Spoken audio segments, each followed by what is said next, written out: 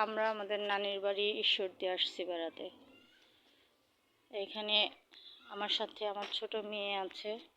যাও তুমি সামনে আগাও, সামনে আগাও। আমাদের ঈশ্বরদী গ্রামটা অনেক সুন্দর। গাছ, এত প্রকারের গাছ আছে বলে শেষ করা যাবে না। বাঁশের ঝাড়, আমের গাছ, লিচুর বাগান, এক কথায় অপরূপ সুন্দর মনোরম পরিবেশ। ঈশ্বরদীতে আগে একরকম ছিল, তবে এখন আগের থেকে অনেক উন্নত, অনেক। এই যে গরুর, আমরা যেটাকে বলি কাউডাং, অর্থাৎ গরুর গোবর, এই গোবর দিয়ে জ্বালানি তৈরি করছে। সেগুলো যখন শুকাবে তখন এই শুকনা গোবরগুলোকে এগুলো হাত দিয়ে